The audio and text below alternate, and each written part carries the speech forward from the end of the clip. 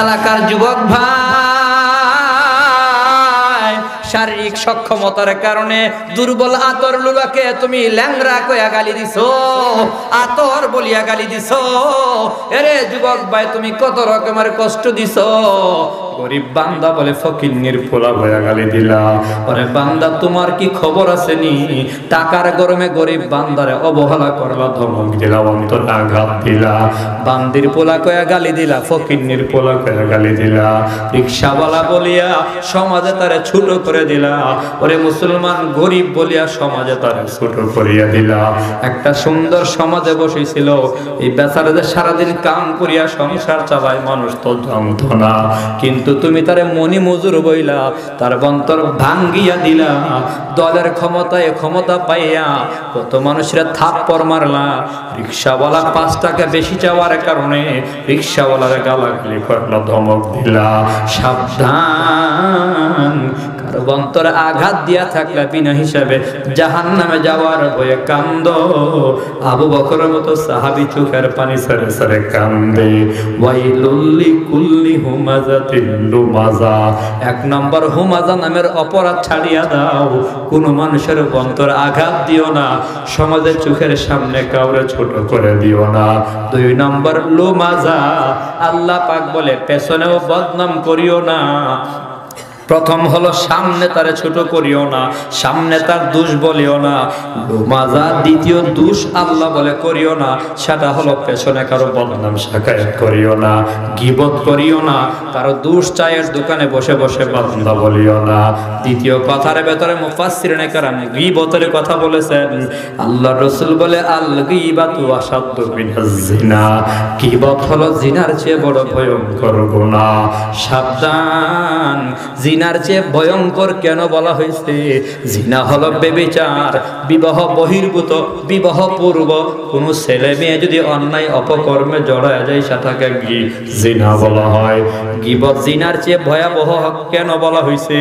মুহাদ্দিসিনে কেরাম বলে, জিনা হলো হকুল্লাহ, আল্লাহর কাছে মাফ চাইবে তো আল্লাহ মাফ করিয়া দেবে। জানারে মানুষ বড় গুনাহ মনে করে, যার দরুন তওবা করে ফেলে। গীবতের গুনাহই মনে করে না, মানুষ তওবাও করে না। আবার গীবত হচ্ছে হাক্কুল ইবাদ, বান্দার হক। যার বদনাম করেছো তার কাছে যতক্ষণ মাফ না চাইবা, আল্লাহ মাফ করবেন না। বান্দার হক আল্লাহ মাফ করে না, এজন্য বান্দা গীবত করিও না, জিনার চেয়ে ভয়ঙ্কর। আল্লাহ বলে, ওয়াইলুল লিকুল্লি হুমাযাতিল লুমাযা। 2টা দোষ থেকে মুক্ত হওয়ার জন্য আল্লাহ পরামর্শ দিলেন। 3 নম্বর, আল্লাহ বলেন, আল্লাযী জামাআ মালাহু ওয়া আদ্দাদা ইয়াহসাবু আন্না মালাহু আখলাদা। যারা মাল সম্পদ কামায়, সম্পদ জমা করে আর মনে মনে হিসাব করে, দুনিয়ার ধন সম্পদ বুঝি আমার চিরকাল সাথী হবে, এগুলাই বুধ আমার সারা জীবন থাকবে, আমিও বুধ সম্পদের সাথে সারা জীবন থাকবো। এ মুসলমান, কামায় জমায় দুনিয়ার খবর নাই, নামাজের খবর নাই, রোজার খবর নাই, সংসারের খবর নাই, ঘুমের খবর নাই, খাবার খবর নাই, কামাই আর কামাই, কোনো কিছুর খবর নাই। এমন দুনিয়ার লোভী আছে না নাই? এই যে ব্যবসা ব্যবসা ব্যবসার খবর নাই, বলদি বলার খবরও নাই, না ঘুমও নাই, খাওয়াও নাই, খালি টাকা কামায় টাকা কামায়, বুড়ো হয়ে গেছে গা, এরপর কামানো বন্ধ হয় না। আসেনি?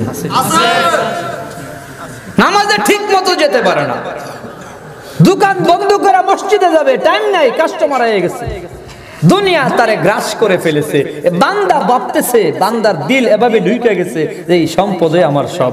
আল্লাহ বলে, আল্লাযী জামাআ মালাহু ওয়া আদ্দাদা ইয়াহসাবু আন্না মালাহু আখলাদা। যারা এমনটা মনে করবে, সম্পদ জমায় আর মনে করে এগুলাই বোধহয় আমার সব। 1 নম্বর, মানুষকে ছোট করে সামনাসামনি। 2 নম্বরে পেছনে দুষ্ত্রুটি বলে গীবত করে। 3 নম্বর, সম্পদ জমায় আর মনে করে এগুলাই আমার সব। আল্লাহ বলে, এদের জন্য ওয়াইল, এদের অবস্থা কি হবে জানো? কাল্লা লা ইউমবাযান্না ফিল হুতামা। কখনো এই সম্পদ তোমার চিরসাথী হবে না, কখনো না, বরং এদেরকে হুতামায় নিক্ষিপ্ত করা হবে, হুতামায় নিক্ষিপ্ত করা হবে। আমি 30 পারা কোরআনের 3য় নম্বর, একেবারে 30 নম্বর পারা থেকে একটি কমন সূরা তিলাওয়াত করেছি, সূরা হুমাযা। ওয়াইলুল লিকুল্লি হুমাযাতিল লুমাযা। অনেকের মুখস্থ এই সূরা। আল্লাহ রাব্বুল আলামিন এই সূরার ভেতরে সতর্কবাণী বয়ান করেছেন। বান্দাকে আল্লাহ বলেছেন কিছু দোষ যেন তোমাদের ভেতর না থাকে, যদি থাকে তাহলে তোমরা ধ্বংস হবে। ওয়াইল, জীবন ধ্বংস। যদি কারো মাঝে এই দোষগুলো থাকে, আল্লাহর কত মায়া কত দয়া, বান্দার মাঝে কোনো দোষ না থাকুক এটা আল্লাহ চাওয়া। আল্লাহ চায় বান্দার মাঝে কোনো দোষ ত্রুটি না থাকুক। অনেক দোষ বলেছেন, দোষের আযাব বলেছেন, অনেক অপরাধের কথা আল্লাহ বলেছেন, অপরাধ করলে শাস্তি কি সেটাও বলেছেন। কেন বলেছেন? আল্লাহ পাকের চাওয়া হলো বান্দাগুলো যেন এই অপরাধ না করে শাস্তিও না পায়। আল্লাহর চাওয়া হলো আল্লাহর প্রত্যেকটা বান্দা বান্দি জান্নাতি হয়ে যাক, জান্নাতের মেহমান হয়ে যাক। আমরা মানুষ তো চাই অমুকে যত দোষী হতে পারে, তার মাঝে যত দোষ থাকতে পারে। আমরা কাউকে নির্দোষ বানাতে চাই না। দোষ না থাকলে নিজের থেকে বানায়া তার দোষ বলতে থাকি, ঠিক না? আর মনে মনে ভাবি আমার প্রতিদ্বন্দ্বী প্রার্থী এর যত দোষ হতে পারে হোক, পচে যাক সমাজে। কিন্তু আল্লাহ চায় বান্দার দোষ না থাকুক, ত্রুটি না থাকুক। ভাই ভাইকে দোষারোপ করার চেষ্টা করে,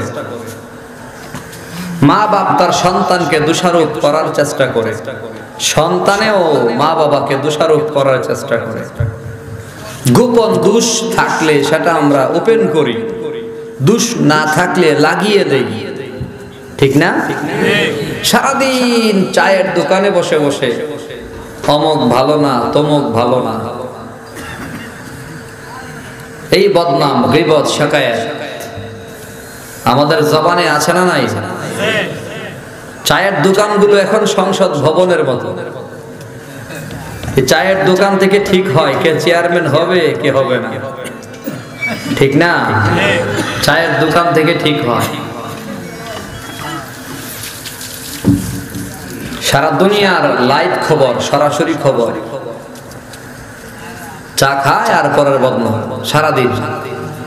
এটাকে গীবত বলে, গীবত। এ দোষ আমরা বলা বলি করতেই থাকি, ভয় নাই আমাদের। আল্লাহ বলে ওয়াইলুল লিকুল্লি হুমাযাতিল লুমাযা আল্লাযী জামাআ মালান ওয়া আদ্দাদা ইয়াহসাবু আন্না মালাহু আখলাদা। আল্লাহ পাক রব্বুল আলামিন এখানে তিনটি ত্রুটির কথা বলেছেন। এই তিন ত্রুটি যার ভেতর থাকবে তারাই ধ্বংস হবে, হুতামা নামের অগ্নিকুণ্ডের আসামি হবে। এক নম্বর হুমাযা, দুই নম্বর লুমাযা, তিন নম্বর হুব্বে মাল। হুমাযা কারে বলে? বলে কাউকে সামনাসামনি ছোট করে কথা বলা, দোষ বলে তাকে ছোট করে দেওয়া মানুষের সামনে। একটা লোক কষ্ট করে আজকে সমাজ এস্টাবলিশড হয়েছে, ছেলেরা কামাই রোজগার করে বাবার একটু দাঁড় করাইছে, এখন সামাজিক চলাফেরা করে। হুট করে আপনি বলে ফেলেন তোরে চিনি না, ফকিন্নির পুত, তুই না আমার ঘরে কাজ করছিলি। মানুষের সামনে তাকে ছোট করে দেওয়া, এমন কথা বলা যে কথায় তার মনে কষ্ট পায়। আমরা এরকম করি না? লোকেদের মজলিসে তাকে ছোট করে দিলাম, কারো সামনে তার দোষ বলা, এটাকে হুমাযা বলে। এই সাবধান, তুই কথা কইস না, তোরে চিনি আমি। এ দোষ আমাদের মাঝে আছে। মনে কষ্ট দিয়ে কথা বলা, মনে কষ্ট দিয়ে কাজ করা, হুমকি ধামকি দেওয়া, ফকিন্নির পোলা বলে গালি দেওয়া, বান্দির ছেলে, বান্দির পুত, এভাবে গালি দেয়, তোরে চিনি না, কই দিন সে টাকার মালিক হয়েছিস। এভাবে কথা বলা ধ্বংস হওয়ার মতো কাজ। ওই লোক জাহান্নামী হবে যার ভেতরে এমন দাম্ভিকতা আসে যে অন্যকে ছোট করে মানুষের মনে কষ্ট দেয়, আঘাত দেয়। পায়ে হাত দিয়ে বলবো, মানুষের কষ্ট, অন্তরে কষ্ট দিয়েন না কথা বলে। কথার আঘাত তরবারি আর বল্লমের আঘাতের চেয়েও বেশি ভয়ানক। যারা হাতুস সিনান লাহাত কিয়াম ওয়ালা ইয়ালতামু মা জারাহুল লিসান। কবি বলেন, বল্লমের আঘাতের চেয়েও কঠিন আঘাত হলো কথার আঘাত। বল্লম দিয়ে আঘাত করছেন, ডাক্তার অপারেশন করেছে, সেলাই করে বল্লমের আঘাত শুকায় গেছে। তরবারি দিয়ে একটা মাইরা দিছেন, লোকটার হাত কাটা গেছে, 7টা সেলাই দিছে, শুকায় গেছে। শুকায় গেছে পরে বান্দার আর আপনার প্রতি খুব নাই, মনে নাই, কিন্তু কথার আঘাত দিলের ভেতর ঢুকছে, ওই আঘাত আর দূর হয় না। কথার আঘাত মানুষ ভুলে না। নাহবিবীরের লেখক বলেছেন কথা যে বল্লমের আঘাত শুকায়া যায়, কথার আঘাত শুকায় না। এজন্য আল্লাহর রাসূল বলেন, আল মুসলিমু মান সালিমাল মুসলিমুনা মিন লিসানিহি ওয়া ইয়াদিহি। আল মুসলিমু মান সালিমাল মুসলিমুনা মিন লিসানিহি ওয়া ইয়াদিহি। প্রকৃত মুসলমান তারই বলা হয় যার জবান দিয়া কাউরে কষ্ট দেয় না, যার হাত অঙ্গ প্রত্যঙ্গ দিয়া কাউরে কষ্ট দেয় না। হাতের কথা পরে বলছে, জবানের কথা আগে বলছে। রাসূল বলেন, খাঁটি মুসলমান তারই বলা হয় যার জবান দিয়া কাউরে কষ্ট দেয় না, যার হাত দিয়াও কাউরে কষ্ট দেয় না। আল্লাহর হাবিব হাতের আঘাতের কথা পরে বলছেন, জবানের আঘাতের কথা আগে বলছেন। কারণ হলো হাতের থাপ্পড় ভুলে যায়, কথার আঘাত মানুষ ভুলে না। কথার আঘাত ভুলে না। এজন্য ফকিন্নির পোলা কয়ে যে গালি দেন রিকশাওয়ালারে, রিকশাওয়ালা কয়ে একটা ছুটু কইরা মানুষের সামনে একটা পরিবেশে বসছে, মেয়েটারে বিয়ে দেবে, ছেলেটারে বিয়ে করাবে, সামাজিক অনুষ্ঠানে আপনিও হয়তো জমিদার পাঞ্জাবি পরে আসছেন, একটা গরিব মানুষেও পাঞ্জাবি পরে সুন্দর করে চেয়ারে বসছে, আপনি ধমক দিয়ে দিয়েছেন, এই ওঠ চেয়ার থেকে। ফকিন্নির পোলা রিকশাওয়ালা, তুই চেয়ারে বসছিস। লোকের সামনে আপনি তাকে ছোট করে দিলেন। এমন বদ অভ্যাস আছে না নাই? এটা আমি আপনাদের না, এটা নেতাদের অভ্যাসটা বেশি। যারা নেতা, মসজিদ কমিটির সভাপতি আইসা মসজিদে ঢুইকা ধমক পারছে, এই বেয়াদব তুই আমার জায়গায় বইলি কে? ইমাম সাহেবের পেছন আমি দাঁড়াই, তুই জানোস না? আইসে সবার পরে, বসে সবার আগে। এটা মুসল্লি না, এটা বেয়াদব। সবার পরে আইসা ঘাট টপকায়া সামনের কাতারে গিয়া গরিব বান্দারে ধমক দিয়া উঠাইয়া দিছো, তুমি নামাজি না, তুমি বেয়াদব। এ কথা লিখে নাও তোমার কপালে, তুমি বেয়াদব। আসেনি এমন?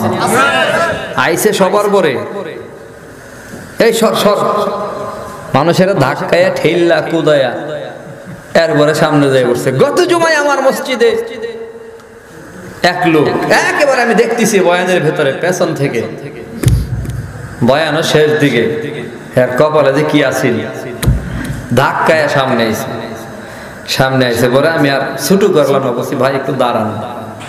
দাঁড়াইছে, একেবারে পেছনে যায় বসে। কই হুজুর কেন? আমি সবাইকে ধাক্কায় আসার অধিকার আপনার নাই, আপনি পেছনে বসেন। আমি আদবের সাথে বলছি। আলহামদুলিল্লাহ পেছনে গেছে, না গেলে তো কোনই শুরু হইতো। তো মুসল্লিও তো আবার ভক্ত আছে না, সব কি আর হুজুরের দুশ্মন? হ্যাঁ, সব হুজুরের দুশ্মন? এই ক্ষমতার বন্দুকগুলো রাইখা এরপরে আসো না হুজুরের ধরতা, পিঠের চামড়া থাকবে না। কারণ হুজুরের পক্ষে লোক আছে না নাই? মানুষগুলো একটু বন্দুকের ভয় পায়, আর কি আছে।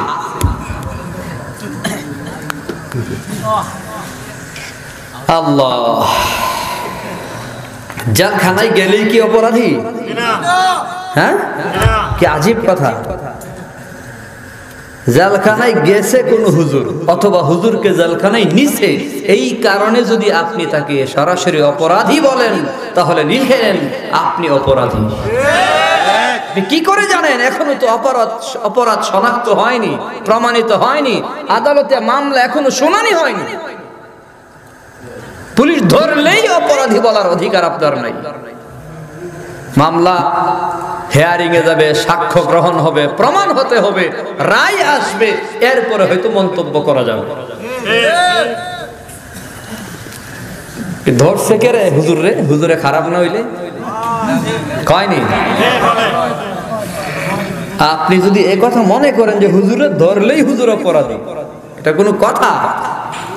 ইউসুফ নবী আলাইহিস সালাম জেলখানায় ছিলেন কতদিন জানেন? আন্দাজ করে একটু কইবেন নি? কম না একটু? 1 মাস, 1 বছর? এই যে কে কইছে 12 বছর? সুবহানাল্লাহ, আল্লাহু আকবার বলেন। 12 বছর জেলখানায় ছিলেন ইউসুফ নবী। 12টা বছর জেলখানায়, তাও কিসের মামলায়? নারী নির্যাতনের মামলায়, রেপ কেস, ধর্ষণের মামলায়। 12 বছরের ভেতরে একজন মানুষ নাই ইউসুফ নবীর পক্ষে কথা বলবে।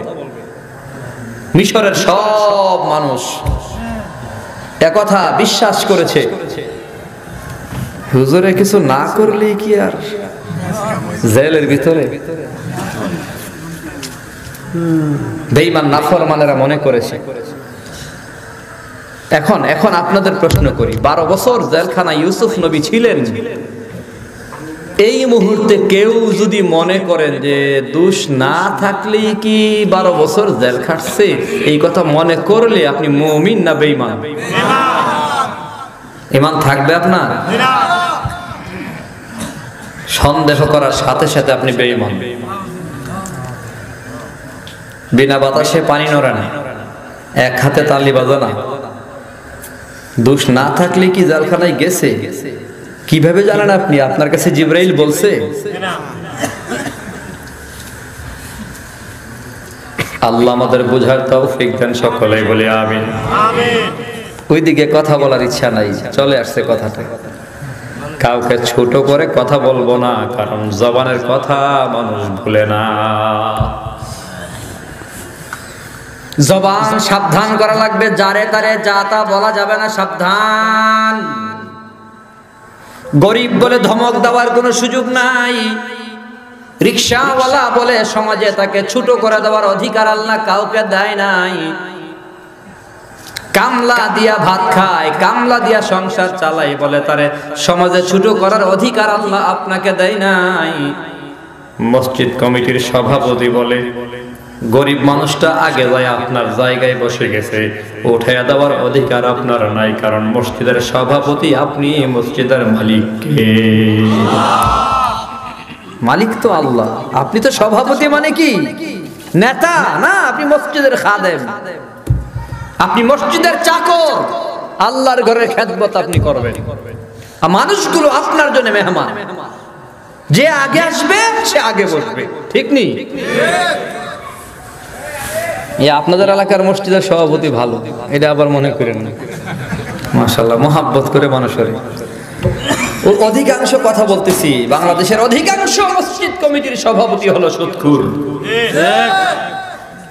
অধিকাংশ মাদ্রাসার সভাপতি সুদখোর, আর না হলে ঘুষখোর।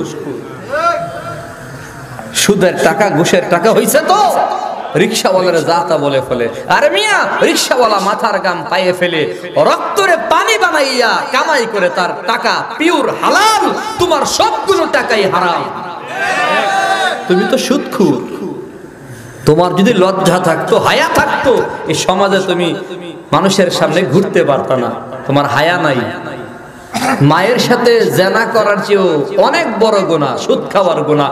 এত বড় গুনাহ কইরাও যে ব্যক্তি সাদা কাপড় লাগায়া, সাদা লুঙ্গি পইরা, মাথার চুল আছড়ায়া মাস্তানের মতো রাস্তায় হাঁটে আর সর্দারি করে, নিশ্চিতভাবে বলা যায় ওর হায়া নাই, লজ্জা নাই, শরম নাই। হায়া লজ্জা থাকলে পাহাড়ের চিপাই গিয়া পলাইয়া থাকতো। যে এত বড় গুনাহ করি, আবার মাস্তানিও করি। বেজার হন নাকি? হ্যাঁ, কষ্ট পান? পাইলে পান, যার যার ব্যাপার। জামুগা গাড়ি টানবে, এমনিতে অনেক দূরে লাগে এখন। আগে এক সময় এই কুটুমপুর, অম্বরপুর, গজারিয়া এদিকে প্রচুর প্রোগ্রাম করছি 12, 13, 14 সালে, বিশেষ করে 12 এবং 13 দুইটা বছর খুব করছি, খুব আসছি। কুমিল্লার এক সময় মানে প্রথম আমাদের ব্রাহ্মণবাড়িয়ার অনেকে বলতো আমি কুমিল্লার বক্তা। চান্দিনা খুব বেশি বয়ান করতাম, আর সাচার টাচারা খুব আসছি, দোয়াটি এই এলাকায়, এদিকে তো আসছি। এখন একটু কষ্ট লাগে, লম্বা সফর করতে পারি না, একটা ক্লান্তি চলে আসে সফর করতে করতে। এই কথাগুলো বললে আমাদের মানাবেও না, কারণ আমাদের সে অনেক বুড়া বক্তারা এখনো দৈনিক 2-3টা মাহফিল করে। মীর হাবিবুর রহমান যুক্তিবাদী সাহেব এখনো প্রোগ্রাম করে, মাইলের পর মাইল পথ। কেমনে যায় আল্লাহ জানে। একদিন জিজ্ঞাসিলাম, এতক্ষণ গাড়িতে বসে থাকেন কিভাবে? কই আল্লাহ জানে কেমনে থাকি। আল্লাহ তার হায়াতে বরকত দান করেন। গাড়িতে বসে থাকা অনেক কঠিন ব্যাপার। তো যেটা বলতেছিলাম, জবান দিয়া কাউরে আঘাত দেওয়া যাবে না। জবানের আঘাত বড় ভয়ঙ্কর। দলের ক্ষমতা পাইয়া যারে তারে যা তা বলা যাবে না, এটা মুমিনের কাজ না। আল্লাহর নবী বলে সে মুসলমানই না। আল মুসলিমু মান সালিমাল মুসলিমুনা মিন লিসানি। মুসলমান তারই বলে যার জবান দিয়া কাউরে কষ্ট দেয় না, কারো অন্তরে আঘাত দেয় না, কাউরে অন্তরে ব্যথা দেয় না। কুলু লিন্নাসি হুসনা। আল্লাহ বলে মুমিনের কাজ হবে মানুষের সাথে সুন্দর সুন্দর কথা বলা, সুন্দর করে কথা বলবে। কুলু লিন্নাসি হুসনা। ইবাদুর রহমানিল্লাযীনা ইয়ামশুনা আলাল আরদি হাওনা ওয়া ইযা খাতাবাহুমুল জাহিলুনা ক্বালু সালামা। ইবাদুর রহমানিল্লাযীনা ইয়ামশুনা আলাল আরদি হাওনা ওয়া ইযা খাতাবাহুমুল জাহিলুনা ক্বালু সালামা। ভালো মানুষের স্বভাব হবে, চলবে নরম, রাস্তায় হাঁটবে নরম। রহমানের খাঁটি বান্দাদের চলা হবে নরম, কদম হবে নরম। আল্লাহ বলে রহমানের বান্দা, খাঁটি বান্দাদের বলাও হবে নরম, জবান হবে নরম, কথা বলবে নরম সুরে, সালাম দিয়া কথা বলবে, সুন্দর করে কথা বলবে। খাঁটি বান্দারা চলে নরম, বলে নরম। আর চলে গরম, বলে গরম যারা, তারা হলো অহংকারী শয়তানের ভাই। ভালো মানুষ চলবে নরম, ভালো মানুষ চলবে, বলেন না চলবে, বলবে। মানুষে কই বোঝাই লোকটারে মাটির মানুষ রে, লোকটা মাটির মানুষ কয় না? আরে এই মানুষটা মাটির মতো রে, নরম নরম চলে, নরম বলে, গরম কোনো ভাব নাই। মানুষের সাথে খারাপ ব্যবহার করে না, আঘাত দিয়া কথা বলে না। কেন বলে মানুষের অন্তর ভাঙ্গা আল্লাহর অন্তর ভেঙে দেওয়ার সমান। মানুষের অন্তরে আঘাত দেবে, তুই জাহান্নামী হওয়াই লাগবে। ঘটনা তো এমন, একবার আল্লাহর নবী আম্মা জান আয়েশা সিদ্দিকা রাদিয়াল্লাহু তাআলা আনহাকে বলতেছেন, আয়েশা আজকে আমি তোমার কাছে এমন একটা উন্মুক্ত পরিবেশে কথা বলবার চাই, তুমি যা চাইবা আমি তোমারে তাই দিয়া দেব, বলো তুমি কি চাও। রাসূল বলে, আয়েশা আজকে তুমি যা চাইবা আমি নবী তোমারে তাই দিয়া দেব, বলুন সুবহানাল্লাহ। হাবিবুল্লাহ বলেছেন, হাবিবুর রহমান বলেছেন কথাটা, যা চাইবা তাই দেব। দেওয়ার ক্ষমতা আছে না নাই? আরে কন্যা আছে না নাই? সমস্ত নবীরা আল্লাহর কাছে চাইছেন, আল্লাহ এটা করেন সেটা করেন, অথবা এরকম আবার যে মাঝে মধ্যে সমস্ত নবীদেরকে আল্লাহ বলছেন নবী এটা করেন সেটা করেন, এই করেন সেই করেন। আর আপনার আমার নবীরে আল্লাহ জিগাইছে নবী কি করতাম আপনি বলেন। হাবিবুর রহমান বলেন আপনি কিভাবে খুশি, আপনাকে খুশি করা হবে। ওয়ালা সাউফা ইউতিকা রাব্বুকা ফাতারদা, আল্লাহ বলে নবী আপনাকে খুশি করা হবেই। সুবহানাল্লাহ বলেন, আপনি যা চাইবেন আপনাকে খুশি করা হবে। কি চাইবেন আপনি বলেন, কি চাইবেন খুশি হওয়ার জন্য? হাসরের মাঠে রাসূল বসে থাকবেন মাকামে মাহমুদ, চেয়ারটার মধ্যে হাত দিয়া নিচে বসে থাকবেন, মাটিতে বসে থাকবেন চেয়ারে হাত দিয়া। চেয়ারের মালিক তো নবী, কিন্তু চেয়ারে বসবেন না। জিবরাইল আমিন বলবে রাসূল আপনি বসে যান না চেয়ারে। রাসূল কাঁদবেন কাঁদবেন, আল্লাহ জিজ্ঞাসা করবে হাবিব আপনি বসেন না, বসেন না আপনি কিভাবে খুশি হবেন বলেন, আপনি কাঁদেন কেন? আপনাকে আমি আল্লাহ খুশি করেই ছাড়বো। নবী বলেন আমার উম্মত যতক্ষণ পর্যন্ত একটা উম্মত জাহান্নামে থাকবে ততক্ষণ আমি আমার চেয়ারে বসবো না।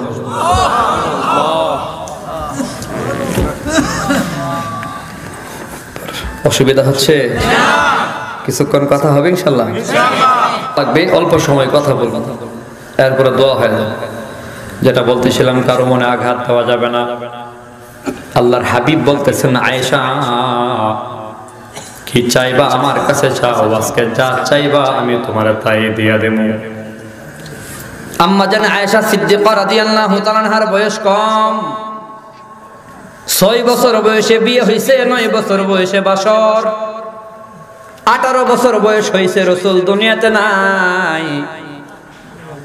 18 বছর বয়সে বিধবা অল্প বয়সের মেয়ে আম্মা জান আয়েশা সিদ্দিকা বুঝতেছেন না রাসূলের কাছে কি চাইমু, কি চাইলে ভালো হয়। কারণ হাবিবুর রহমান বলেছেন আমি যা চাইমু তাই দেবে। জান্নাত চাইলে জান্নাত দেওয়ার ক্ষমতা আছে না না? আল্লাহ দিয়ে রাখছে ক্ষমতা।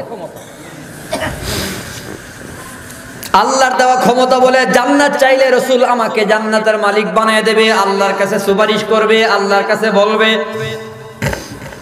কি চাইলে চাওয়ার মতো হবে মনে মনে ভাবতেছেন, কি চাইলে উপযুক্ত চাওয়া হবে মাথা কাজ করে না। কারণ এত বড় নবীর কাছে আমি কি চাইমু একটা টেনশনে ভরে গেছে। শ্বশুর যদি কয় এই আমার মেয়েটার বিয়ে দেবো যুবক, তুমি যা চাইবা তাই দেবো, এত টেনশনে পড়ে যাবো। মোটরসাইকেল চাইবো না প্রাইভেট কার চাইবো, ঠিক নেই? টেনশনে পড়তো না? শ্বশুরের যদি মাল খুব ভালো থাকে, খুব বেশি থাকে, তো টেনশন করবে কি চাইবো। চাইছে একটা মোটরসাইকেল। কি চাইছে বলেন, কি চাইছে? শ্বশুরের কি ব্যাক কল, তোর কাছে মেয়ে বিয়ে দেবো আমি, তুই আমার কাছে মোটরসাইকেল চাইছস। আমি তো মনে মনে ভাবছিলাম তোর একটা 4 চাকার প্রাইভেট কার দেব। তো চায়া জিতলো না ঠকলো? কথা কয় না? যার তার কাছে চাইতে নাই। প্রধানমন্ত্রী যদি আপনাকে বলে গোপাল দত্ত সাহেব আপনি আমার কাছে কি চান, যা চাইবেন তাই দেব। উনি যদি কয় আমি নৌকা চাই, আর প্রধানমন্ত্রী যদি কইতো না আপনারা তো আমি মন্ত্রী বানাইতাম চাইছি, তো চাওয়াটা ঠকলো না? কথার কথা বলতেছি, চাইলে ঠকে না? উনি বলবে আমার প্রতিমন্ত্রী বানান, প্রধানমন্ত্রী কইবে না আমি তো তোমার ফুল মন্ত্রী বানাইতাম চাইছি। তো যার দেওয়ার ক্ষমতা অনেক আছে তার কাছে না চায়া তার মন মতো দিয়ে দেওয়া ভালো, আপনি খুশি হয়ে যাবেন, ঠিক নেই? কিন্তু আম্মা জান আয়েশা সিদ্দিকা ছোট মানুষ তো ঠিক মতো চিন্তা করতে পারতেছে না কি করবে কি করবে। হঠাৎ করে মাথায় একটা বুদ্ধি আসছে, কই রাসূল যদি আপনি অনুমতি দেন আপনার কাছে কি চাইমু এই ব্যাপারে আমি আমার আব্বাজান আবু বকরের সাথে একটু পরামর্শ করতে চাই। জায়গা মতো গেছে একেবারে। আম্মা জান আয়েশা সিদ্দিকা এটা ভালো বুঝছে যে রাসূলের কাছে চাইমু, রাসূল একেবারে ক্লোজ ফ্রেন্ড, একেবারে কাছের বন্ধু হইল আমার বাপ, ওনার সাথে একটু পরামর্শ করলে ভালো হবে। ঠিক আছে তুমি তোমার আব্বার সাথে পরামর্শ করো। গিয়ে বলছে আব্বাজান আল্লাহর নবী বলছেন, হাবিব বলছেন, হাবিবুর রহমান বলছেন যা চাইমো তা দেবে। আমি কি চাইতাম বলেন তো? আবু আবু বকর সিদ্দিক রাদিয়াল্লাহু আনহু বলতেছেন, তোমাকে পরামর্শ দেব, তবে শর্ত, রাসূল তোমাকে যা দেবে সর্বপ্রথম আমাকে বলতে হবে। সুবহানাল্লাহ বলেন। এটা কোনো ব্যাপার হলো? আপনি আমার বুদ্ধি দিয়ে দিবেন কি চাইতাম, এরপর রাসূল আমাকে দিলে আপনার কাছে কইতে পারবো না, অসুবিধা কি? ঠিক আছে, প্রথম আপনাকে জানাই দেব। আবু বকর বলতেছে, আয়েশা তাহলে রাসূলকে যে বলো, নবী গো আপনি যে মেরাজে গেছেন, 7 আসমান 7 জমিন পাড়ি দিয়ে আরশ কুরসি লৌহ কলম সব ওভারটেক করে আল্লাহর কাছে বসে আপনি কথা বলেছেন, সেখানে কেউ নাই, জিবরাইল আমিনও নাই। সুবহানাল্লাহ বলেন। জিবরাইলও নাই, আল্লাহর সাথে আপনি কথা বলেছেন দীর্ঘ সময়, সব কথা আপনি এখনো বলেন নাই। কোন কথা? এমন কোন কথা আসেনি যে কথাটা গোপন, আজও পর্যন্ত কেউ জানে নাই, এমন একটা গোপন কথা আমি শুনবার চাই।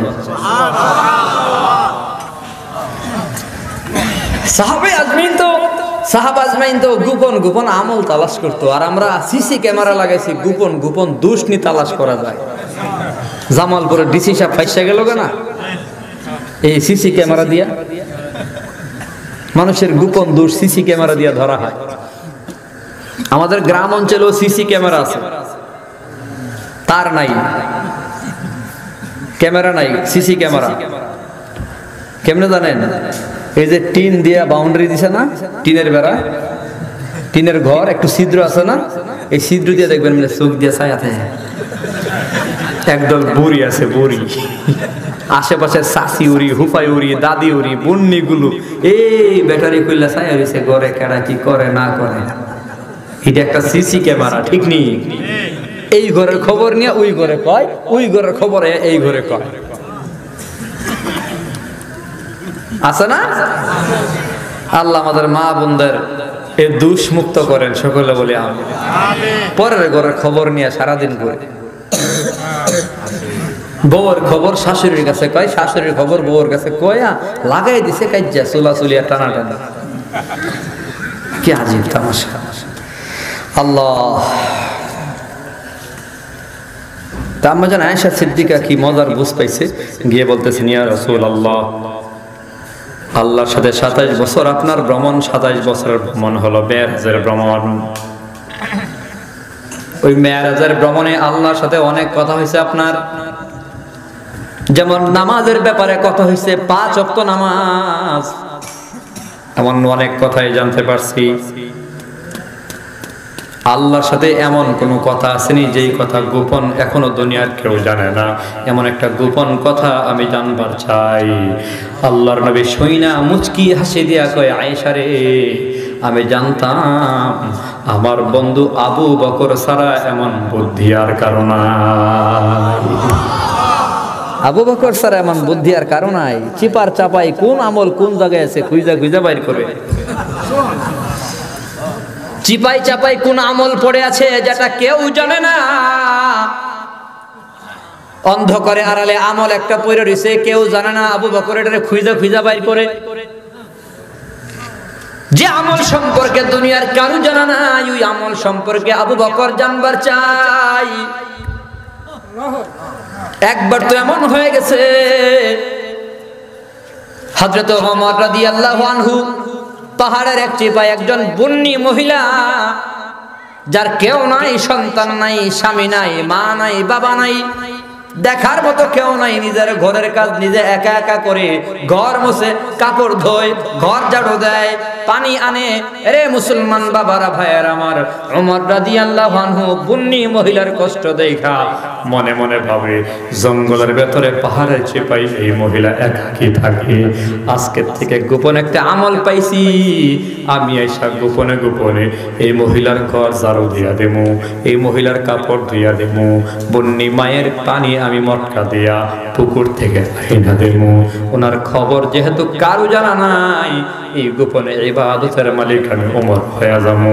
হযরত ওমর ফজর নামাজ পড়িয়া বন্নি মায়ের ঘরের সামনে দাঁড়ায়া ডাক দেয়, মা আপনি কি ঘরে আছেন? জবাব দিছে কে? বলে আমি হলাম মদিনার এক যুবক, আপনার খেদমত করতে আসলাম, ঘর ঝাড়ু দেওয়ার জন্য আসলাম। হযরত ওমর বলতেছে আমি আপনার জন্য পানির ব্যবস্থা করবার চাই, কাপড় ধুয়ে দিতে চাই। মহিলা কয়ে যুবক, এ যুবক তুমি আসার কিছুক্ষণ আগে আরেকজন আল্লাহর বান্দা এসে আমার কাজগুলো পুরা করে গেছে। আমার কাজ তো শেষ, একজন কইরা গেছে গা। ওমর মনে মনে ভাবে কে এই কামটা করলো? কেউ তো মহিলার খবর জানে না, কে আসে রে? পরের দিন ফজরের আগে আসছে, আগে এসে জিজ্ঞেস করে মাগো আপনার ঘর ঝাড়ু দিতে আসছি। মহিলা কইতেছে এই যুবক তুমি আসার কিছুক্ষণ আগে আরেকজন আমার ঘরের কাজ সব শেষ করে গেছে। হযরত ওমর মনে মনে ভাবতেছেন কে রে কাজগুলো করে? সম্ভবত কোনো জিন হইব। আগামীকাল আর কাজ করতাম না, জিন দ্বারা ধরন লাগলো। মধ্যরাতে এসা পাহাড়ের চিপায় আড়ালে চাদর মুড়ি দিয়া দাঁড়ায় রয়েছে। দেখতেছে একটা লোক আসতেছে, চাদর দিয়া চেহারা ঢাকা। ভাবতেছে কোন জিন টিন হইব। পায়ের দিকে তাকায় দেখে না, জিন হইলে তো পশমগুলো বড় বড় হওয়ার কথা, চামড়াগুলো টানা টানা ভাব থাকার কথা। চামড়া দেখা যায় একটু বয়স্ক বাপ, বয়স হয়ে গেছে দেখা যায় একটু মুরব্বী বাপ। কে হইতে পারে? আচ্ছা কাজ কাম করুক। কাজটা সব শেষ কইরা চাদর মুড়ি দিয়া লুকটা চলে যায়। ওমর পেছন থেকে চাদর টান দিয়া দেখে এটা জিন না, অন্য কেউ না, সে হলো রাসূলের দুস্থ আবু বকর রাদিয়াল্লাহু তাআলা। জোরে বলেন আল্লাহু আকবার। ভাই আবু বকর এই আমলটা খুঁজে পাইলেছো তুমি? এইটাও পাইলেছো? জান্নাতে আগে কেন যাবে আবু বকর? রাসূল বলেন তামাম দুনিয়ার সকল উম্মত নবীদের দারাজাত ভিন্ন কথা। আবু বকর এর ব্যাপারে রাসূল বলতেছেন আদম থেকে নিয়ে আমি সমস্ত নবীরা জান্নাতে যাবে। এরপরে আবু বকরের কথা বলতেছেন আদম নবীর উম্মত, নূহ নবীর উম্মত, ইব্রাহিম নবীর উম্মত, মুসা নবীর উম্মত, ঈসা নবীর উম্মত। লক্ষ লক্ষ 2 লক্ষ সোয়া 2 লক্ষ সমস্ত নবীদের সকল উম্মতের ভেতরে সর্বপ্রথম জান্নাতে যাবে আবু বকর। গোপন আমল করছে, আমরা গোপন দোষ করি। আল্লাহু আকবার। সিদ্দিক আকবর রাদিয়াল্লাহু তাআলা উনি এই মহিলার খবর পাইলে সে গোপন আমল তালাশ করে। রাসূল বলতেছেন আয়েশা আমি জানি আবু বকর ছাড়া এমন বুদ্ধি আর কেউ দিতে পারবে না। মেরাজে আল্লাহর সাথে আমার কি কথা হইছে জানো?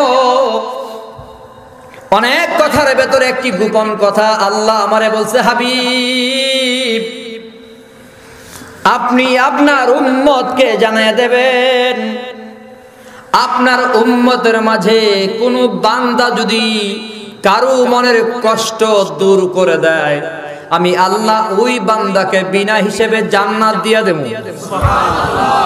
আর আস্তে কোন সুবহানাল্লাহ। এই কথাটা গোপন ছিল, আজও পর্যন্ত কাউরে কই নাই। রাসূল বলতেছে আয়েশা আল্লাহ আমারে কইছে, এটা গোপন কথা, কাউকে বলি নাই আমি, তুমি শুনতে চাইছো এই জন্য বলতেছি। আল্লাহ বলছে হাবিব আপনার উম্মতকে একটু জানায়েন তো, আপনার উম্মতের মাঝে যেই উম্মত কারো মনে কষ্ট দিছে না, মনের কষ্ট দূর করে দিছে, মুচকি হাসি ফুটাইয়া দিছে, ওই বান্দাকে আমি আল্লাহ বিনা হিসেবে জান্নাত দিয়ে দেব।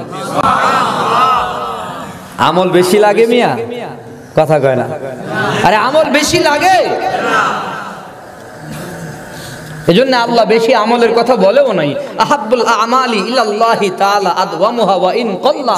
রাসূল হাদিসে বলছে আমল বেশি লাগে না মিয়া, অল্প আমলও যদি করো মুহাব্বতের সাথে, এই আমলটা সব সময় যদি করো অল্প অল্প আমলের ধারাবাহিকতা যদি রাখতে পারো, এটাই আল্লাহর কাছে সবচেয়ে বেশি পছন্দের আমল। আখলিস দীনাকা ইয়াকফিকাল আমালুল কলিল। অনেক হাদিস দ্বারা নস দ্বারা প্রমাণিত অল্প আমল যদি আল্লাহ কবুল করে, ওয়ামাই ইয়ামাল মিসকালা যাররাতিন খায়রান ইয়ারা। আল্লাহ বলছে, আরে ছোট্ট থেকে ছোট্ট সরিষা দানাকে কোটি টুকরা করার পরে যে টুকরা দেখা যায় না, যন্ত্র ছাড়া বোঝা যায় না এটা কি, এত ছোট আমলটাও যদি করো আল্লাহর কাছে ভালো লাগবে, তুমি জান্নাতের মালিক। মুচকি হাসি দিয়া জান্নাতের মালিক। কি লাভ হইব এত আমল বানায়া? যদি আমলের ভিতরে পেশাব থাকে, পেশাব, হ্যাঁ, কয়েক মন দুধ আছে, দুধের ভিতরে 1 ফোঁটা পেশাব, খাওয়া যাইব? আমল কম করেন, তবে পিওর করেন, পিওর শিরিক মুক্ত আমল করেন, বেদাত মুক্ত আমল করেন। সারাদিন দুরূদ পড়ে লাভ কি? নামাজ নাই, সকাল 8টা থেকে না রাত 8টা পর্যন্ত মিছিল করে, শুভ শুভ শুভ দিন, বিশ্ব নবীর জন্মদিন, মিছিল করছে সারাদিন। মাঝখানে জোহর গেল, আসর গেল, মাগরিব গেল, খবর নাই। মিছিল করে হাত পা ব্যথা করতেছে, এশার নামাজ না পড়ে ঘুম দিছে, পরের দিন সকাল 8টায় ঘুম থেকে উঠছে।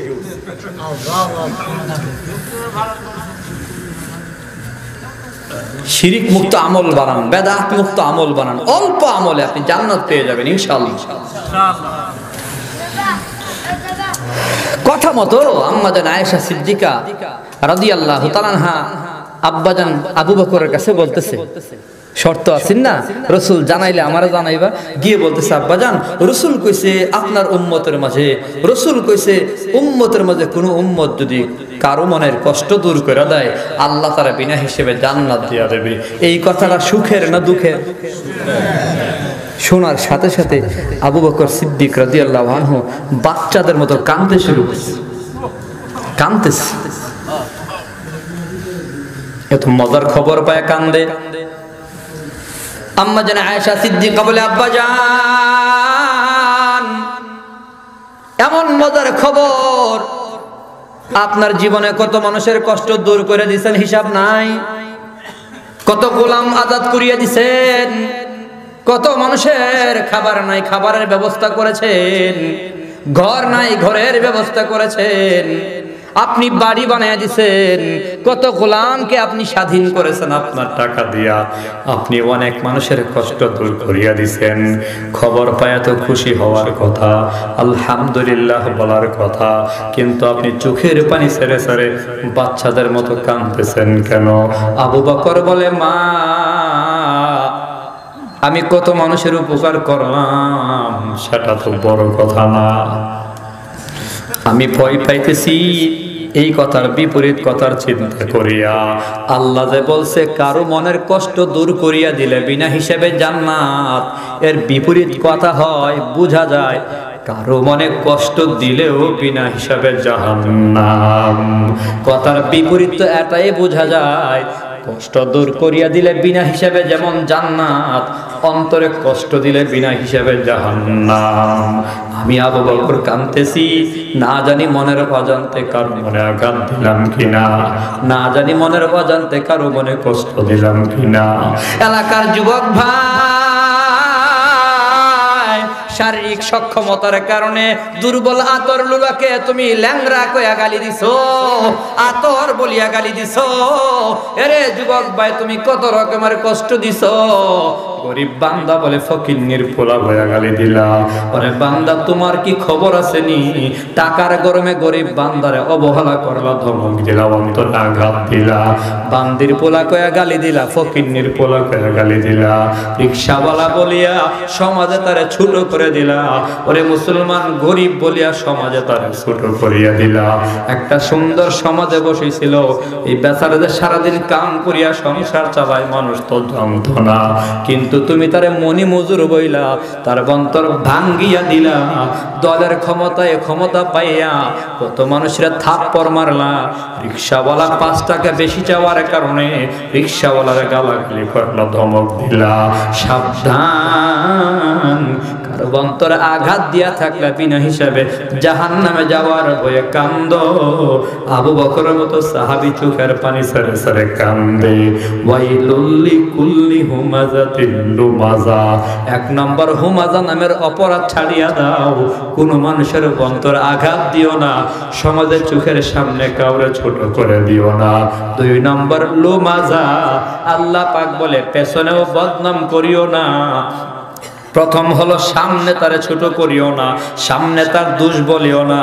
লুমাযা দ্বিতীয় দোষ আল্লাহ বলে করিও না, সেটা হলো পেছনে কারো বদনাম শাকায়াত করিও না, গীবত করিও না, কারো দোষ চায়ের দোকানে বসে বসে বান্দা বলিও না। দ্বিতীয় কথার ভেতরে মুফাসসিরিনে কেরাম গীবতের কথা বলেছেন। আল্লাহর রাসূল বলে আল গীবাতু আশাদ্দু মিনাজ জিনা, গীবত হলো জিনার চেয়ে বড় ভয়ঙ্কর গুনাহ। সাবধান, জিনার চেয়ে ভয়ঙ্কর কেন বলা হয়েছে? জিনা হলো ব্যভিচার, বিবাহ বহির্ভূত, বিবাহ পূর্ব কোন ছেলে মেয়ে যদি অন্যায় অপকর্মে জড়ায় যায় সেটাকে জিনা বলা হয়। গীবত জিনার চেয়ে ভয়াবহ কেন বলা হয়েছে? মুহাদ্দিসিনে কেরাম বলে জিনা হলো হকুল্লাহ, আল্লাহর কাছে মাফ চাইবে তো আল্লাহ মাফ করিয়া দেবে। জানারে মানুষ বড় গুনাহ মনে করে, যার দরুন তওবাও করে ফেলে। গীবতের গুনাহই মনে করে না, মানুষ তওবাও করে না। আবার গীবত হচ্ছে হাক্কুল ইবাদ, বান্দার হক। যার বদনাম করেছো তার কাছে যতক্ষণ মাফ না চাইবা আল্লাহ মাফ করবেন না। বান্দার হক আল্লাহ মাফ করে না, এজন্য বান্দা গীবত করিও না, জিনার চেয়ে ভয়ঙ্কর। আল্লাহ বলে ওয়াইলুল লিকুল্লি হুমাযাতিল লুমাযা। দুইটা দোষ থেকে মুক্ত হওয়ার জন্য আল্লাহ পরামর্শ দিলেন। তিন নম্বর আল্লাহ বলেন আল্লাযী জামাআ মালাহু ওয়া আদ্দাদা ইয়াহসাবু আন্না মালাহু আখলাদা। যারা মাল সম্পদ কামায়, সম্পদ জমা করে আর মনে মনে হিসাব করে দুনিয়ার ধন সম্পদ বুঝি আমার চিরকাল সাথী হবে, এগুলাই বুধ আমার সারা জীবন থাকবে, আমিও বুধ সম্পদের সাথে সারা জীবন থাকবো। এ মুসলমান কামায় জমায় দুনিয়ার খবর নাই, নামাজের খবর নাই, রোজার খবর নাই, সংসারের খবর নাই, ঘুমের খবর নাই, খাবার খবর নাই, কামাই আর কামাই, কোনো কিছুর খবর নাই। এমন দুনিয়ার লোভী আছে না নাই? এই যে ব্যবসা ব্যবসা ব্যবসার খবর নাই, বৌদি বলার খবর নাই, না ঘুমও নাই, খাওয়াও নাই, খালি টাকা কামায় টাকা কামায়, বুড়ো হয়ে গেছে গা, এরপর কামানো বন্ধ হয় না। আসেনি? নামাজে ঠিক মতো যেতে পারে না, দোকান বন্ধ করে মসজিদে যাবে, টাইম নাই, কাস্টমার হয়ে গেছে। দুনিয়া তারে গ্রাস করে ফেলেছে। বান্দা ভাবতেছে, বান্দার দিল এভাবে ঢুকে গেছে যে এই সম্পদে আমার সব। আল্লাহ বলে আল্লাযী জামাআ মালাহু ওয়া আদ্দাদা ইয়াহসাবু আন্না মালাহু আখলাদা। যারা এমনটা মনে করবে, সম্পদ জমায় আর মনে করে এগুলাই বোধহয় আমার সব। এক নম্বর মানুষকে ছোট করে সামনাসামনি, দুই নম্বরে পেছনে দুষ্ত্রুটি বলে গীবত করে, তিন নম্বর সম্পদ জমায় আর মনে করে এগুলাই আমার সব। আল্লাহ বলে এদের জন্য ওয়াইল, এদের অবস্থা কি হবে জানো? কাল্লা লা ইউনবাযান্না ফিল হুতামা। কখনো এই সম্পদ তোমার চিরসাথী হবে না, কখনো না, বরং এদেরকে হুতামায় নিক্ষিপ্ত করা হবে, হুতামায় নিক্ষিপ্ত করা হবে। আল্লাহ ওয়ামা আদরাকা মাল হুতামা। শেষ করছি কথাগুলো। রাসূল আপনি হুতামা কি জানেন?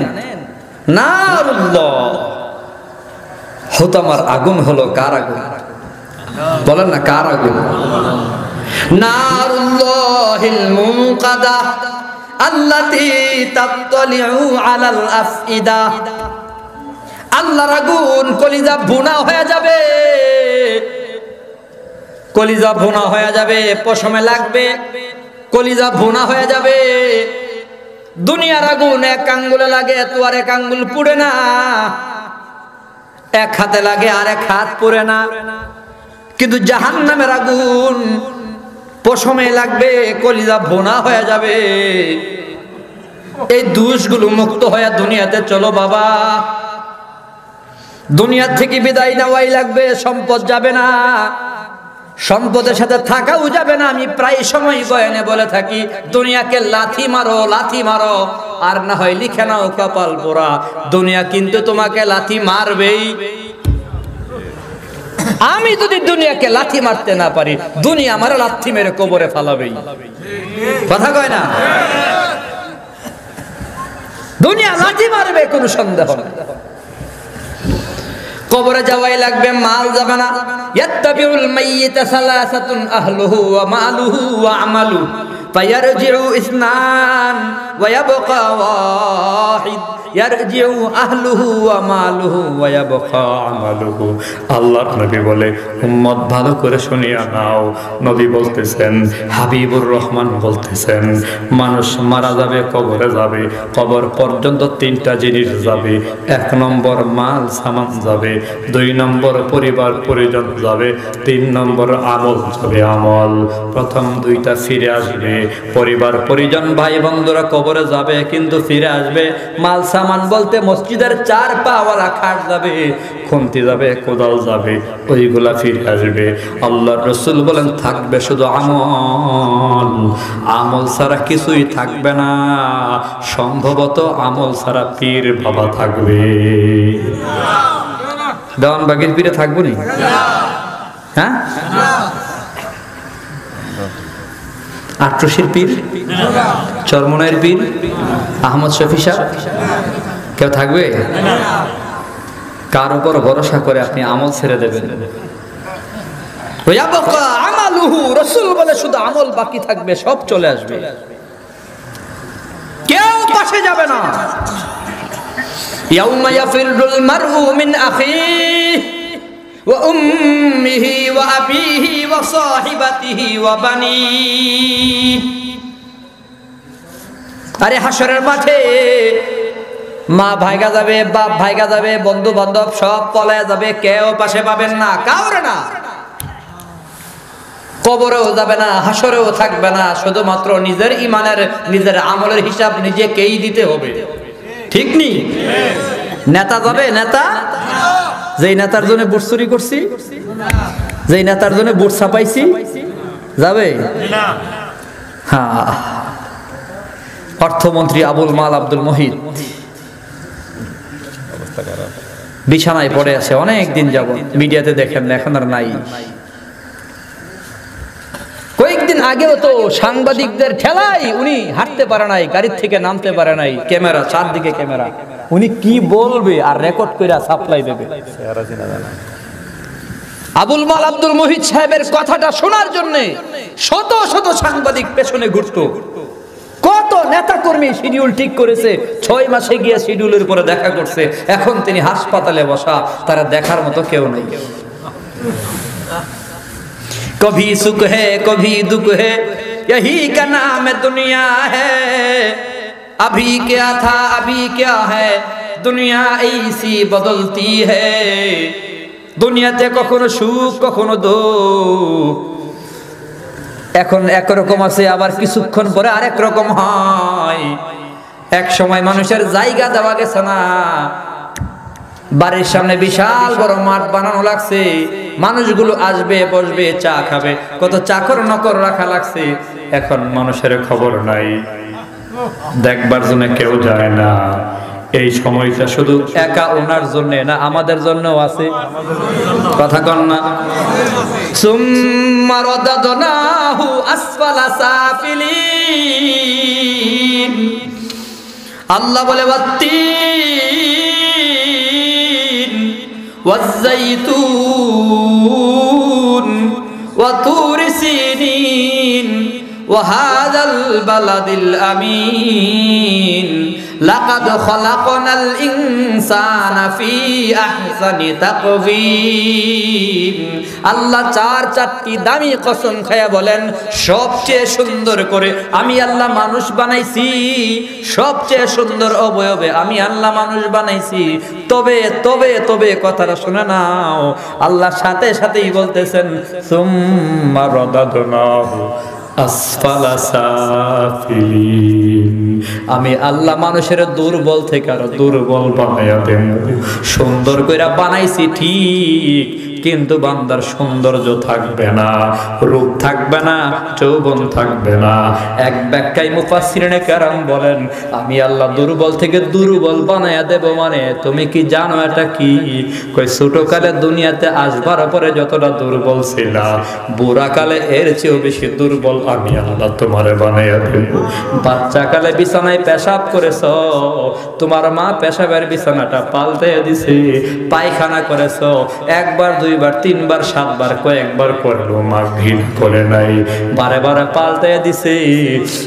আরে মুসলমান যুবক, 6 বছর পর্যন্ত ব্রাশ করো নাই, দাঁত মাজো নাই, মুখে দুর্গন্ধ নাই, বুড়াকালে এমন দুর্বল বানাইয়া দেবো, বিছানায় পেশাব করবা, পায়খানা করবা, প্রস্রাব পাল্টাবার লোক খুঁজাও পাবা না। পেশাবের বিছানায় বছরের পর বছর তোমার পইরা থাকা লাগবে। আমি আল্লাহ বুড়াকালে এমন দুর্বল বানাইয়া দেবো রে মা, বিছানায় পায়খানা করিয়া পায়খানার উপর পরে থাকা লাগবে। নগদ নগদ বিছানা পাল্টানোর লোক খুঁজা পাবা না। সন্তানগুলো তোমার কাছে যাবে, মুখের মাঝে দুর্গন্ধের কারণে গামছা লাগায় ওড়না দিয়া তোমার কাছে যায়, কতক্ষণ কথা বলবে, আবার চলেও যাবে। এমন দুর্বল হয়ে বিছানায় পড়ে থাকা লাগবে। এমন সময় প্রত্যেকটা মানুষের জীবনে আছে। ওই সময়টা আসার আগে আগে আল্লাহর নবী এজন্যই বলে, ইগতানিম খামসান কাবলা খামসান। মুসলমান বাবারা সময় বড় কম, সবগুলো কথা বলাও যাবে না। শুধু যেটা বলবার চাই, দুনিয়ার মালের মায়ায়, দুনিয়ার সম্পদের মায়ায়, সন্তানের মায়ায়, দুনিয়ার মায়ায় আল্লাহরে ভুইলা যায়ও না, আল্লাহর হাবিবের ভুইলা যায়ও না। নামাজ বলিও না, পর্দা বলিও না, আমল বলিও না রে বান্দা।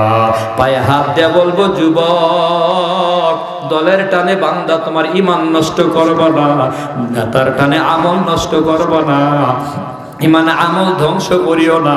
তোমার নেতা তোমার পাশে আসবে না, লিখে নাও, বিপদের সময় নেতারে খুঁজাও পাওয়া যাবে না, বিপদের সময় কর্মীরে খুঁজাও পাওয়া যাবে না। আল্লাহর হাবিব বলছে, ইয়াবকা আমালু, শুধুমাত্র আমল ছাড়া কিছুই যাবে না। কবরে যাবে শুধু আমল, দুনিয়ার ধন সম্পদ কিছুই যাবে না। আলেকজান্ডারের খবর নিয়ে দেখো, যাকে বলা হয় মহামানব, যাকে বলা হয়, রে মুসলমান, আলেকজান্ডার রাস্তা দিয়া যখন হাঁটতো, হাজার হাজার মানুষ তারা দেখার জন্য পাগল ছিল। জুলকারনাইন, যার নাম বলা হয় বাদশাহ আলেকজান্ডার, মহান একজন বাদশাহ ছিল। তার জীবনী পুরাটা বলার সময় নাই, শেষ সময়ের কথাটা বলে যায়, মনোযোগ দিয়ে শোনো। আলেকজান্ডার মারা যাওয়ার সময় সেনাপ্রধান উজিরে আজমকে বলতেছে, অথবা তার পরবর্তী যে নেতা হবেন তারে বলতেছে, ও আমার প্রতিনিধি শুনিয়া নাও, আমার সাবে আমার পরে যে হবে রাষ্ট্রপ্রধান যিনি হবা শুনিয়া নাও, আমি যখন মারা যাবো, মারা যাওয়ার পর আমার লাশটা কবর নিয়ে যাওয়ার সময় কয়েকটা শর্ত পুরা করবা। 1 নম্বর, সকল ডাক্তাররা যেন আমার লাশ বহন করে। 2 নম্বর, সোনা দানা সহায় সম্পত্তি আমার যাই আছে সব যেন রাস্তায় বিছানো থাকে। 3 নম্বর, কাফনের কাপড় থেকে আমার 2টা হাত শূন্য হাতে বের করিয়া রাখবা। প্রশ্ন করা হলো, বাদশাহ এমন অন্যরকম ভিন্ন রকম ওসিয়ত কেন করলেন? মারা যাওয়ার পর এমন ওসিয়ত তো কেউ করে না।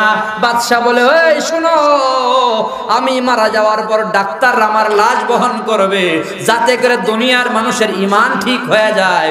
মানুষ যেন বুঝে আজরাইল ধরে ফেললে ডাক্তারের ক্ষমতা নাই ভালো করবার, ডাক্তারের ক্ষমতা নাই ভালো করবার, ডাক্তার যে বাঁচাইতে পারে না, আর ডাক্তার আমার লাশ বহন করিয়া নিলেই মানুষের ঈমান ঠিক হয়ে যাবে। 2 নম্বর, সোনা দানাগুলো বের করে রাখবা, মানুষের বুঝাইয়া দিবা, এত বড় দুনিয়ার রাজত্ব করলাম, একটা পয়সাও নেওয়ার ক্ষমতা আমার নাই। হাত 2টা পার করিয়া রাখবা, মানুষ যেন বুঝে আসছি খালি হাতে, যাইতাছি খালি হাতে, আসছি খালি হাতে, যাইতাছি খালি হাতে। তাই মুসলমান বাবারা, যুবক ভাইরা, যা আমল করব, যা কথা বলবো, যা কাজ করব, একমাত্র কার মুহাব্বতে করব? কার মুহাব্বতে? মান আহাব্বা লিল্লাহ ওয়া মান আবগাদা লিল্লাহ ওয়া মান মানাআ লিল্লাহ ওয়া মান আতা লিল্লাহ ফাকাদ ইসতাকমালাল ঈমান। আল্লাহর হাবিব বলে ঈমান তো পরিপূর্ণ হবে তখন যখন তুমি কাউকে মুহাব্বত করবা আল্লাহর জন্য, কাউকে দুশমন মনে করলেও করবা আল্লাহর জন্য, কাউরে কিছু দিলেও দিবা আল্লাহর জন্য, কাউরে কিছু না দিলেও দিবা না। কার জন্য? ভোট দেবো কার জন্য? আল্লাহর জন্য। জীবনের সব আমল কার জন্য করব? আল্লাহর জন্য করেন। একমাত্র আল্লাহই আপন। লিখে নেন, সব আপনার পর, কেউ আপনার আপন না। মাঝখানে সম্পর্ক যাদের সাথে আছে তাদের কিছু পাওনা আছে, পাওনা আদায় করবে। আপন একমাত্র কে? জোরে বলেন কে? অতএব ঈমান আমল নিয়ে যান, জাহান্নামের আগুন থেকে নিজেরে বাঁচায়া যান। ভয়ঙ্কর আগুনে জ্বলতে চায় না, জ্বলতে পারবো না, ঠিক নেই? আল্লাহ পাক রব্বুল আলামিন আমাদের জবানকে সুন্দর করে দেন, সকলে বলি আমিন। গীবত শেখায় মুক্ত জবানের মালিক হওয়ার তৌফিক দেন, সবাই বলি আমিন। দুনিয়ার লোভ লালসা অন্তর থেকে ধুয়ে মুছে পরিষ্কার করে অন্তরটা আল্লাহর মুহাব্বতে ভরপুর করে দেন, সকলে বলি আমিন। দুনিয়ার মায়ায় আল্লাহকে ভুলবো না, যা করব আল্লাহর জন্য করবো ইনশাআল্লাহ। যা বলেছি যেতে হবে একটু, অনেক গ্রামে রাত হয়েছে, আর বয়ানের প্রথম সিজন তো মাত্র শুরু হয়েছে, এজন্য সিজন মাত্র শুরু না, পুরোপুরি শীত আইছে না, এখনো একটু একটু গরম লাগে, ফ্যান সারা লাগে, ঠিক না? সব মোটা মানুষ ঘাইমে গেছে, গরমের ভেতরে বেশি কথাও বলা যায় না। যেটুকু বলছি বুঝা শুননা পা রাখেন, কদম রাখেন। এই কদম হয়তো এক কদমে আপনি জান্নাতি, আবার এক কদমে জাহান্নামী। জীবনের কোন কদমটা কবুল হয় বলা যায় না, যেটা কবুল হবে একটা কদমে আপনি জান্নাতি। সুবহানাল্লাহ। এজন্য বুঝা শুননা পা রাখেন, বুঝা শুননা কথা বলেন, হাসি দেন, এমন ভাবে হাসি দিয়েন যে এক হাসির বিনিময়ে আল্লাহ আপনাকে জান্নাত দিয়ে দেবেন। মানুষের কষ্ট দূর করে দেন। অনেক সময় হাসি দিয়া সারাদিনের কষ্ট দূর করন যায়, ঠিক নেই? বিশেষ করে মায়েদের বলবো, স্বামী বাহির থেকে আসছে, আপনার ঘরে আসছে কাজ কাম সাইরা, একটা মুচকি হাসি দেন না স্বামীর সামনে। স্বামী আপনার হাসি দেখা সারাদিনের কষ্ট ভুলে যাবে, আল্লাহ আপনাকে জান্নাত দিয়ে দেবে। দুঃখ সারাদিন স্বামী কষ্ট করেছে বাহিরের থেকে, আর উনি চেহারাটা বানায় রাখছে একবারে বান্দরের মতো, ঠিক নেই? একটা মুচকি হাসি দেন স্বামীর সামনে। স্বামীও স্ত্রীর সামনে গিয়ে একটা মুচকি হাসি দেন। একজন আরেকজনের দেখা মুচকি হাসে, স্বামী আর স্ত্রী একজন আরেকজনের দেখা মুচকি হাসি দেয়। আল্লাহর হাবিবের কথার দ্বারা প্রমাণ হয়, তখন আল্লাহ খুশি হয়ে মুচকি হাসে। প্রেম মোহাব্বতকে আল্লাহ পছন্দ করেন, ভালোবাসাকে আল্লাহ মোহাব্বতকে পছন্দ করেন। প্রেম হবে, ভালোবাসা হবে, মোহাব্বত হবে স্ত্রীর সাথে, ঠিক নেই? কিন্তু যুবকরা বিবিরে বউরে একদিনও আই লাভ ইউ কইছে না, মাগার শালিরে ফোন দিলে ঘন্টায় 3 বার আই লাভ ইউ। শালির সাথে ভাব জমে, বিয়াইনের সাথে ভাব জমে, এই ভাব স্ত্রীর সাথে জমা। পরকিয়া এমন ভাবে ঢুকে গেছে পাড়ায় পাড়ায়, মহল্লায় মহল্লায়, ঘরে ঘরে, সংসারগুলো আগুনে জ্বলতেছে। বিশেষ করে প্রবাসী স্ত্রীদের বলবো, প্রবাসী যারা যুবক ভাইয়েরা বিদেশে আছে, কষ্ট করে মাথার গাম পায়ে ফেলে রক্তকে পানি করে টাকা পাঠায়, এই টাকা অপচয় করে বিদেশিদের বউরা ইমো হোয়াটসঅ্যাপে অন্য যুবকদের সাথে সময় কাটায়, কথা বলে। মায়েদের পায়ে ধরে বলবো, মা একটু একটু তোমার দিলে কি একটু দরদ ঢুকে না? এত কষ্ট করে তোমার স্বামী টাকা পাঠায়, তুমি তার আমানত, তুমি অন্যের সাথে কথা বলো। বিদেশি ভাইদের জন্য খুব মায়া হয়, মাঝে মধ্যে অনেক বিদেশি যুবকরা বিদেশে আত্মহত্যা করে মারা যায়, এই দুঃখে ফাঁসিতে মারা যায়, বিষ খেয়ে মারা যায়। কি করলাম জীবনে? বিদেশিদের কষ্টের কথা এত কষ্ট করে টাকা পাঠাইলাম, মা বাবারে দিলাম, ভাই বোনরে দিলাম, স্ত্রীকে দিলাম, শ্বশুর বাড়ি দিলাম, কারো মন খুঁজা পাইলাম না। এখন প্রত্যেকে আমারে ভুল বুঝে। অনেক বিদেশি বাবারে দিয়েও ঠকছে, মারে দিয়েও ঠকছে, বিবিরে দিয়েও ঠকছে, ভাই বোনরে দিছে, ইচ্ছা মতো সারাটা জীবন দিয়া শেষ সময়ে বিদেশে আসছে পরে বাবা জুদা করে দিছে, কিছু দেয় নাই। এমন জালেম বাবাও সমাজে আছে। পোলার কামাই সব খায়া এখন ঘর থেকে বের করে দিছে, এখন আর রোজগার নাই। এই বাবাগুলো জালেম বাবা। আপনি বাবা হিসেবে আপনি উপযুক্ত নয়, আপনার কপাল খারাপ, আপনি বাবা হিসেবে উপযুক্ত নয়। কি করেছেন আপনি? আপনার ছেলেটাকে সারা জীবন বিদেশে ফালায়া সারা জীবন টাকা দিল, শেষ সময়ে রুজি রোজগার আর করতে পারে নাই, ভিসা ক্যান্সেল, দেশে চলে আসছে, বেকার। এখন যেই ছেলেরা ভালো ইনকাম করে ওই ছেলেদের সাথে মা বাবা থাকে, আরামে খায়, আর ওই বড় পোলার খবর নেয় না। এমন আসেনি কিছু? কিছু ভাই আসেনি মুখ হারাম, কিছু ভাই আসেনি মুখ হারাম। ভাইয়ের টাকা দিয়া পুঁজি করে ব্যবসা করে এখন প্রতিষ্ঠিত। ভাই পুঁজি দিছিল, এখন টাকাওয়ালা পয়সাওয়ালা। এখন আর বড় ভাই তেমন রোজগার করতে পারে না, অভাবের সংসার। হে নিজের ভাইয়ের টাকা দিয়া পুঁজি খাড়ে ব্যবসা করে টাকাওয়ালা হইছে, আগের ভাইটার খবর নাই না, এখন যোগাযোগ নাই, যোগাযোগ বিচ্ছিন্ন। এ ভাইগুলো নিমুখ খারাপ। সমাজ সুন্দর হচ্ছে না, অসুন্দর হয়ে যাচ্ছে দিন দিন।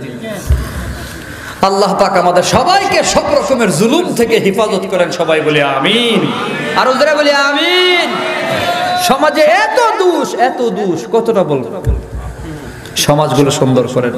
বাবাদেরকে বলবো, কোন সন্তানকে আলাদা করিয়েন না, সহজে আলাদা চোখে দেখেন না, ভিন্ন করে দেন, অসুবিধা নাই, কিছু দিয়ে দেন। যেই ছেলেটা দুর্বল তারা কিছু দিয়ে দেন না, চলুক না আপাতত। অথবা যেই ছেলেরা ভালো ইনকাম করে তাদের ঘাড়ে কিছু দিয়ে দেন, এই 5 লক্ষ টাকা তোরা 5 ভাই মিলে 6 নম্বর ভাইটারে দিয়ে দে, বড় ভাইটারে দিয়ে দে, একটু বলে দেন না, সংসারটাকে সুন্দর করে। এমন হয় না অনেক সময়? দিয়ে দেন। ভাই ভাইকে বলবো, এই ভাই টাকার মালিক হইছেন তো, নিজের আপন ভাইয়ের ঘরে খাবার নাই, বছরের পর বছর ভাইয়ের সাথে যোগাযোগ নাই, সম্পর্ক নাই, নিজের ঘরে দাওয়াত দেয় না, খবর নেয় না, আপনি লিখে নেন আপনি জাহান্নামের ভেতরে আছেন। আপন ভাইয়ের খবর আপনি নেন না, ভাইয়ের সাথে সম্পর্ক নাই, রাসূলের হাদিস মিথ্যা হবে তাহলে। লা তাদখুলুল জান্নাতা কাতিউন, রাসূল বলছে আত্মীয়তার সম্পর্ক, সম্পর্কের বন্ধন যারা ছিন্ন করবে তারা জান্নাতে যাবে না। আপনি আপনার ভাইয়ের সাথে সম্পর্ক ভালো না মানে নিশ্চয়ই শুধুমাত্র ভাইয়ের দোষ না, আপনারও দোষ আছে না নাই? আপনি জাহান্নামে যেতেই হবে। তাহলে জাহান্নাম থেকে বাঁচার জন্য হলো ভাইয়ের কাছে গিয়ে মাফ চান। ওই ভাই আসে না, বুঝেন, আপনি বুঝেন, আপনি জানেন, আপনি জানেন, গিয়ে ভাইয়ের কাছে মাফ চান, ভাই আমার মাফ করে দেন। ভাইরে খুশি করেন, ঘরে নিয়ে আসেন, খাওয়াইয়া দেন, আপনি তার ঘরে গিয়ে খান, 2 ভাই একসাথে জান্নাতে যান।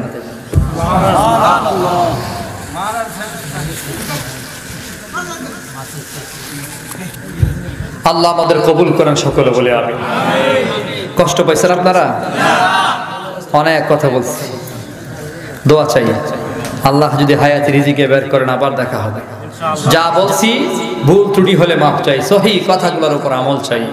মুরব্বীদের কাছে মাপ চেয়ে নেন, যুবক ভাইদের কাছে মাপ চেয়ে নেন, একে অপরের কাছে মাপ নেন। 2টা গুণ আমি বলে যাই, 2টা গুণ। আপনি জান্নাতে যেতে চান, 1 নম্বর মাপ চেয়ে নেন, 2 নম্বর মাপ করে দেন। আপনার কাছে মাফ চাইছে না, আপনি নিজের থেকে মাফ করেন, আল্লাহ আপনাকে মাফ করে জান্নাতের মালিক বানিয়ে দেবেন। একেবারে সহিহ হাদিসের বর্ণনা আছে, সময় লাগবে বলতে, এজন্য সংক্ষেপে সংক্ষেপে কথাগুলো বলতেছি। আপনি মাফ করে দেন। রাতে ঘুমানোর আগে আল্লাহকে বলেন, আল্লাহ আমারে যারা কষ্ট দিছে, আমারে যারা আঘাত দিছে, আমার হক যারা নষ্ট করছে, যার কাছে আমি যা পাও না আছি, আল্লাহ যদি মারা যাই মাফ করে দিলাম। ঘুমানোর সময় মাফ করে ঘুমাইয়া যান। মারা গেছেন তো আপনি জান্নাতে ঢুকে গেছেন। যাওয়া তো লাগবেই, মাফ করে যান। মাফ চেয়ে মরেন, মাফ চেয়ে মরেন, মাফ করে মরেন। এই 2টা গুণ হাসিল করেন। আলহামদুলিল্লাহ। প্রত্যেক রাতে ঘুমানোর আগে মাফ করে দেন। যারা মনে কষ্ট দিছে মাফ করে দেন। পারবেন না ইনশাআল্লাহ? আর নিজের দাবি থাকলে গিয়ে মাফ চাই আসেন, ভাই ভাইয়ের সম্পর্ক মজবুত করেন। যায় না, খবর নাই না, এক ভাই আরেক ভাইয়ের নাম শুনতে পারে না, এই সম্পর্ক যেন ভালো হয়। আল্লাহ আমাদের কবুল করেন। আবার যদি আসমান থেকে ফয়সালা হয় আসবো, দেখা হবে ইনশাআল্লাহ। ওয়া আখিরু দাওয়ানা আলহামদুলিল্লাহি রাব্বিল আলামিন। UMK মিডিয়া, সুস্থ সংস্কৃতির প্রত্যাশায় আপনাদের সেবায় নিয়োজিত। UMK মিডিয়া একটি ইসলামিক মিডিয়া। আমাদের চ্যানেলটিতে সর্বদাই হক্কানি উলামায়ে কেরামদের বয়ান ও হামদনাদ ও কেরাত আপলোড করা হয়। সবার আগে আমাদের সকল ভিডিও পেতে আমাদের চ্যানেলটি সাবস্ক্রাইব করুন। সবাইকে আমাদের সাথে থাকার জন্য আন্তরিক মোবারকবাদ। আল্লাহ হাফেজ।